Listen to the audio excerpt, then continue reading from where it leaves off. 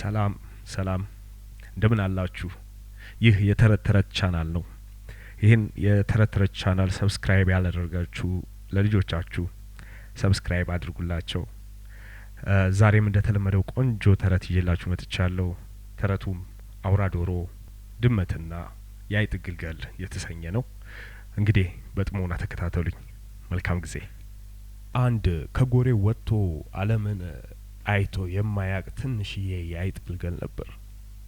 በመጀመሪያ ቀን ጉብኝቱ ስላየው ነገር ሁሉ እንዲህ ሲል ለእናቱ ያብራራ ጀመር። በሰላም ተንሸራሸርኩ። ወደ ቀጣዩ ግቢ መታጠፊያ ስደርስ ሁለት ልዩ ፍጥረቶችን ተመለከትኩ።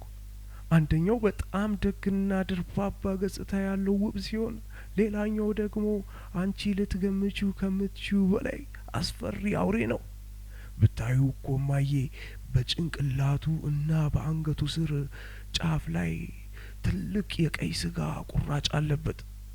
ያለ እረፍት ወዲና ወዲያ እየሮጠ በእግሮቹ መሬቱን ይጭራል። ክንዶቹን ብድቅ አድርጎ ደግሞ ራሱን ጎኖቹን ይደበድባል። ልክ እኔን እንዳየኝ ሽላፉን ከፍቶ ልክ እንደሚውጠኝ አይነት ጆሮ የሚበጥስ ጩኸቱን ሲለቅ በድንጋጤ ልሞት ነበር። ይህን ሲል እናትየው ስለ አውራ ዶሮ እያወራ እንደሆነ ገብቷት እሺ ቀጥል አለችው። ያ አስፈሪው አውሬ ባይኖር ኖሮ ሲል ትንሹ አይጥ ገለጻውን ቀጠለ። ከዚያ ጨዋና ቆንጆ ከሆነው ፍጡር ጋር እተዋወቅ ነበር። ይህም ፍጡር ወፍራምና ለስላሳ ጸጉር አለው። ፊቱ የዋህ መሆኑ ያስታውቅበታል። አይኖቹ ብሩህና የሚያንጸባርቁ ናቸው። እኔን እንዳየኝ ረጅም ጭራውን ወዝወዝ አድርጎ ፈገግ አለልኝ።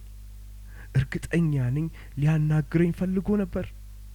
ያ የነገርኩሽ ክፉ አውሬ የሚያስፈራ ጩኸቱን ባይለቅና እኔም ሕይወቴን ለማትረፍ ሮጬ ባላመልጥ ኖሮ ሲል ትንሹ አይጥ ግልገል ትረካውን ደመደመ። ያ አለችው እናትየው፣ ያየኸው ጨዋና መልከ መልካሙ ፍጡር ሌላ ሳይሆን ድመት ይባላል። የሁላችንም ጠላት ነው። ሌላኛው ፍጡር የወፍ ዘር ሲሆን እኛን የሚጎዳን አይደለም። ድመት ያልኩህ ግን እኛን እያደነ ይውጠናል፣ ይሰለቅጠናል። እናም ልጄ ሕይወትህን አትርፈ ስለመጣህ ደስ ብሎኛል። ነገር ግን በመላ የሕይወት ዘመን ሁሉንም በመልኩ እንዳትመዝን ጥሩ ትምህርት ወስደሃል። በመልክ አትፍረድ እሺ ልጄ አለችው ይባላል። ልጆች ይህን ተረት እንደወደዳችሁት እርግጠኛ ነኝ። እስኪ ስለ ተረቱና ከሱ ስለ ተማራችሁት ነገር ከቤተሰቦቻችሁ ጋር ተመካከሩበት። በሌላ ጊዜ በሌላ ቆንጆ ተረት እስክንገናኝ ሰላም ሰንብቱ። ቻው።